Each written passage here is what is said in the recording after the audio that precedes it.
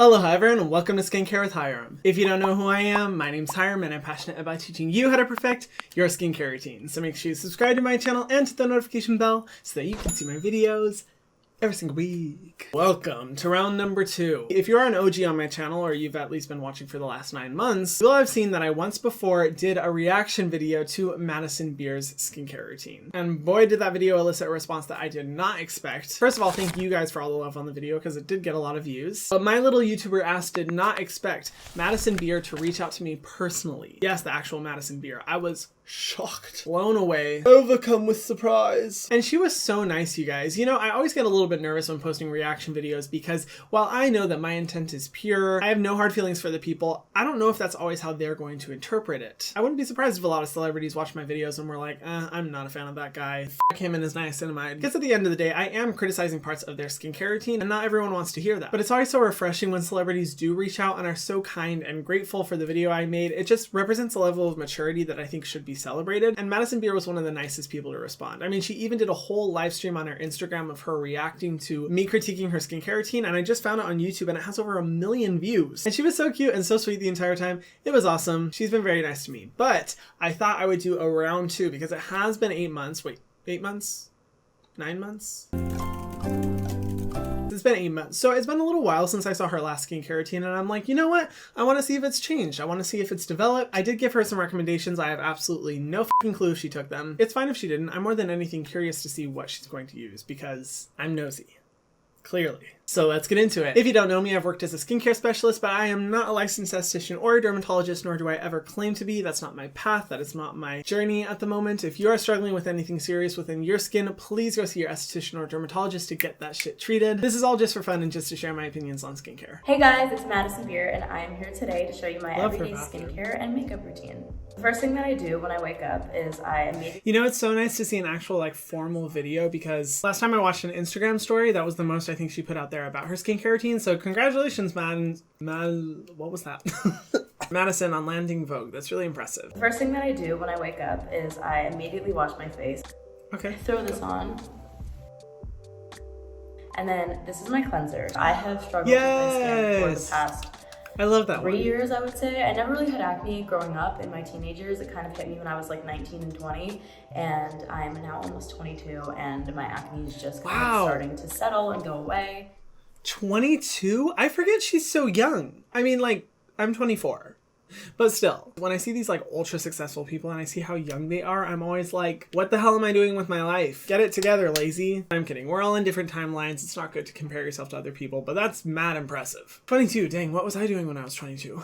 Well, I was in a mental hospital. I never really had acne growing up in my teenage years. It kind of hit me when I was like 19 and 20, and I'm now almost 22, and my acne is just kind of starting to settle and go away. I used to have forehead acne all the time and really horrible cystic deep acne in my cheeks, and I was really insecure about it, and it just was I don't know, it could be crippling obviously, and you don't want to put makeup on it because then it makes you feel and look worse, and it just was bad. So I'm really glad that I found something that works for me. That's awesome. I mean, I love that cleanser. If you aren't familiar with Panoxyl, they're a great benzoyl peroxide based cleanser. Benzoyl peroxide is awesome because it helps to target the acne that prevent the bacteria that causes acne in the face. It's really innovative. Lots of dermatologists recommend it, and typically I am someone who recommends salicylic acid more, but benzoyl peroxide works alongside or on its own just as well, depending on your skin. I've recommended Panoxyl many times on my channel. It's great. It's affordable. Drugstore. Highly recommend. I feel so bad that she's had to struggle with that. I mean,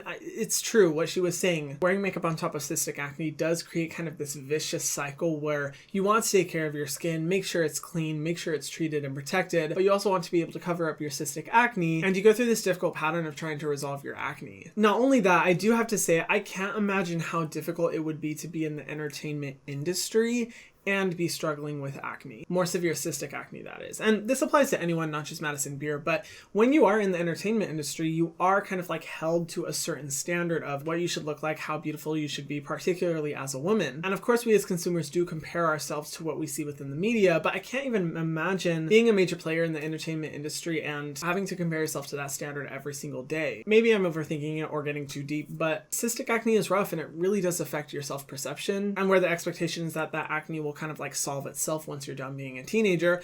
There are a ton of people out there who, like Madison, continue to struggle with acne throughout their adult years, and it's very normal. So kudos to her for talking about it. The next step in my routine is a toner. I just got put onto this toner. My friend uses it, and it's the Laneige Cream Skin Toner and Moisturizer, and it feels so good. You don't even have to use wow, so far we're doing so good. I actually like that product. Using toner, you had to use a cotton pad, but you just put this one on, and I'm not kidding when I tell you it feels like, I want to say milk, but I don't know if that's like an appealing thing. Yeah, it does. Skin, it feels so nice. Wow. Okay, Madison. I see you coming through with good products. I believe it's called the Cream Skin Toner by Laneige. I am someone who, I'll be honest, I'm not a huge fan of Laneige. The majority of their products are just not that great in my opinion, but that is the one product where I looked at the ingredient list and I was like, okay, here we go. I would use this. This is a good product. And I have used it before. I think they claim that it can be a moisturizer. I don't know if I necessarily agree that it could function as a moisturizer, but it does function as a milky, heavier toner with good moisturizing and hydrating agents to really soften the skin, and it feels great on the skin. That would be a great product to use not only during the daytime, but also right after a benzoyl peroxide step, because sometimes benzoyl peroxide does have the reputation of drying out the skin. I don't think panoxyl does, but it can depending on what your skin type is, and that is a great product to follow up that potentially drying treatment with. That's really smart. And then I feel like most people have one of these. I love it. I don't really know if it works or if it does anything, but I feel like it does. I think it kind of like depuffs my face. I get pretty swollen. I eat a lot of like sushi and chips and salty things, so I get pretty swollen when I wake up. I also currently have this little surprise that's my friend. I also sometimes remind myself whenever I have a pimple, I'm like, you couldn't even count the amount you had, so be grateful that it's just one now. Okay, yeah, good perspective. I like that. Better.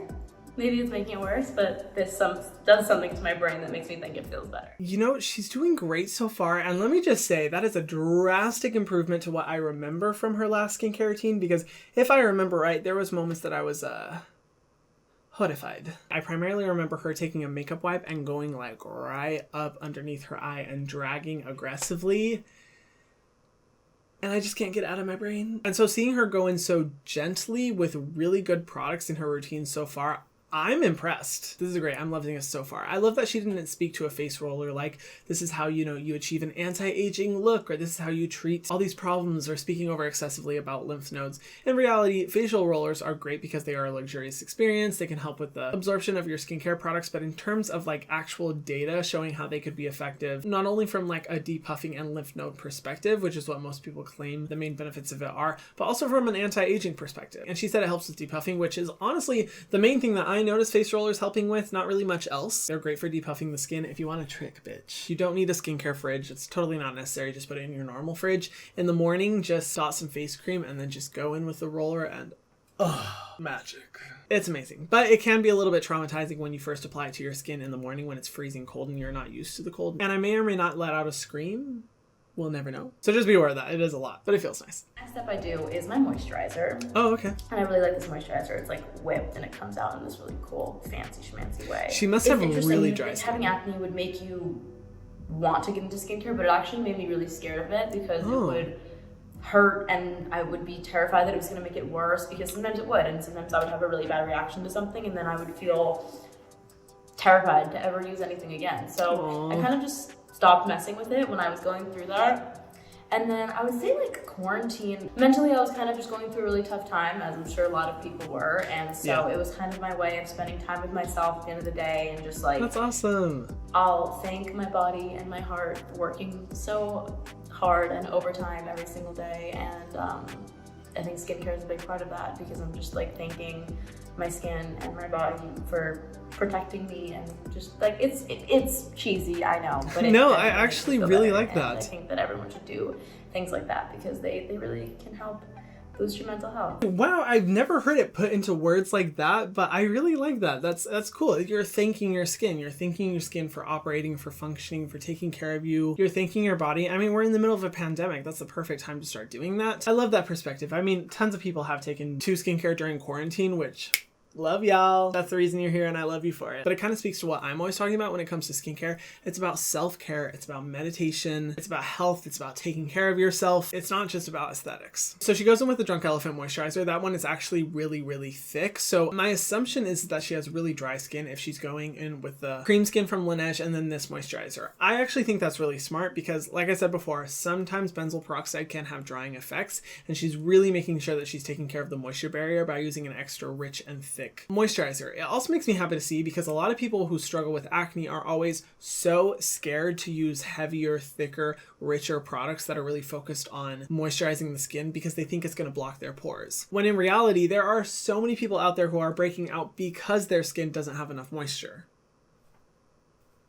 I don't know what this is. The amount of people I talk to that think that using a moisturizer or just because a moisturizer is rich, it's going to block their pores. And I wish more people knew that by taking care of your moisture barrier, you're actually going to help your acne. It's going to lessen it. It's going to make it go away. And I love to see that she is seeing that improvement in her skin and isn't afraid to take that step. I am a little bit surprised. I'm kind of expecting a product I don't like to come out, but so far all these products have been exactly in line with my ingredient philosophy. Now, I'm not a fan of Drunk Elephant, but from a formulation perspective, what the ingredients are, it's a really good ingredient list. But if you are looking for something really similar to that product that's just a little bit cheaper, the Skin Fix Barrier Triple Lipid Peptide Cream is the closest thing I can find to that moisturizer, and I love it. It's amazing. And I think you'll save like 15 bucks, 18 bucks, 20 bucks, somewhere around there. Move on. This is my favorite facial spray in the entire world. I'm not even going to try to butcher the name because I'm going to fail miserably. I'm just being dramatic. I'm not a fan of that facial spray. It is the Caude de Lis facial spray. Now, friends I used to have loved that facial spray and they had dry skin. And I remember they would be constantly spraying it on their face, one in particular. And I remember asking him, like, why do you spray your face so much? And he was like, oh, it just helps to really hydrate my dry skin and it just feels amazing.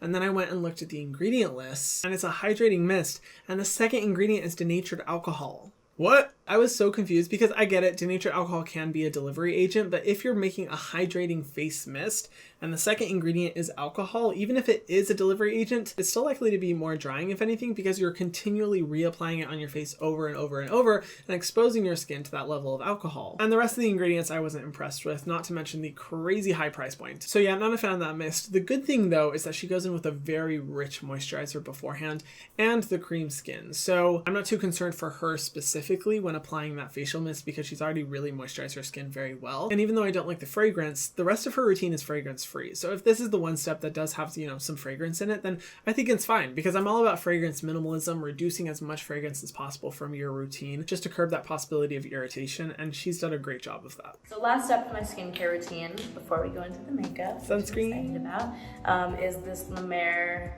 Eye Concentrate eye cream, and this makes me feel so fancy. Eye concentrate? It has this little thingy. Wow, that is bougie. That little thing, that's kind of cool. It really preps my skin for my makeup, and I like when my skin feels really clean and ready to go.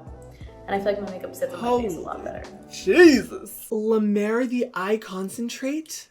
You guys, that's like the most expensive product from La Mer, and La Mer charges up the butt. I'm so scared to look at the price size. Oh, it isn't the most expensive. Oh, never mind. I mean, it's $235 for 0.5 fluid ounces.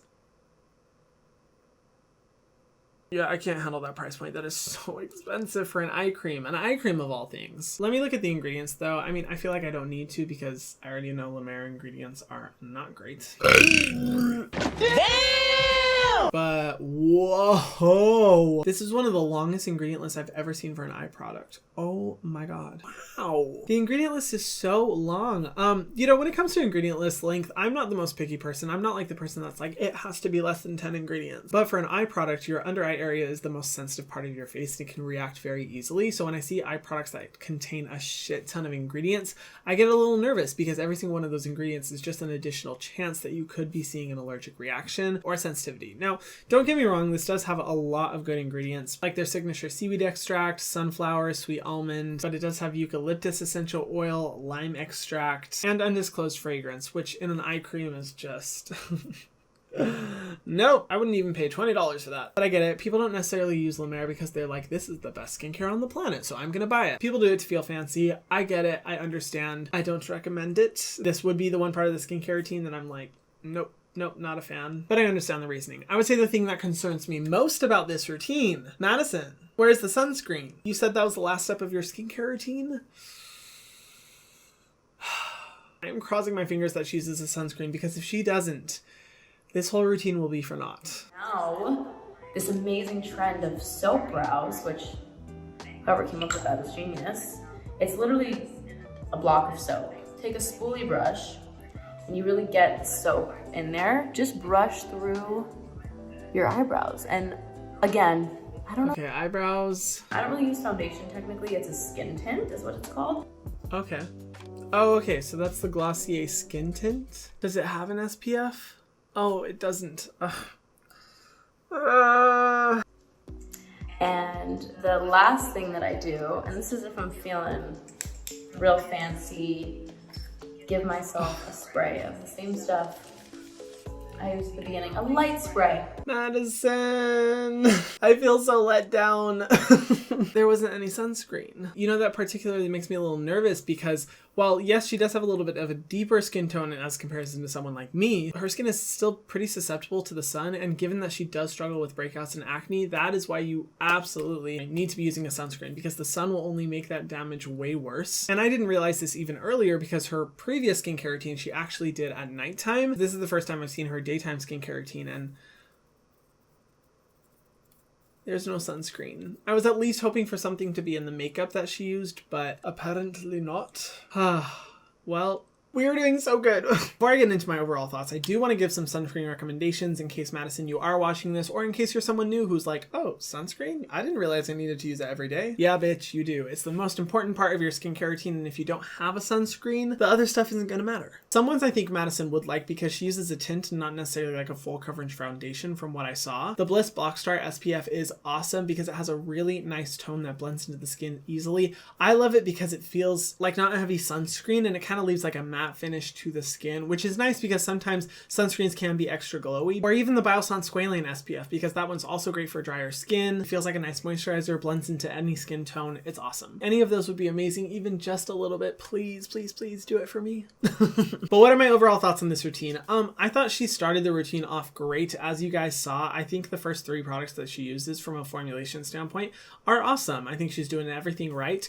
I just think the end of the routine is where it slips up a little bit. And by a little bit, I mean a lot. Truthfully, if she just added a sunscreen to the skincare routine, I would have been like, it's great. Like, it's a good routine that covers the steps that you need. And I don't think I would have had a complaint. It's just the sunscreen part that's the kicker. I can't tell you how many celebrity skincare routines I will watch. The whole time I'm like, yes, awesome, good product, love this, love that. And then they don't have a sunscreen and I'm like, because if you're not protecting your skin from the sun, none of the other shit is gonna matter. I'm sorry, I feel like the bad guy saying that, but it's true. And I really think that's all she needs. But what do you guys think of this routine? Let me know in the comment section down below. I would love to hear all of your thoughts. Thank you, Madison, if you are watching this, for watching, and also for your kindness from the last video. But it's okay, because this routine compared to last time, I think is a lot better. So baby steps. We're making baby steps. And if you guys haven't already, be sure to subscribe to my channel and hit the notification bell so that you can see my videos every single week. And I'll see you guys in the next one. Mwah.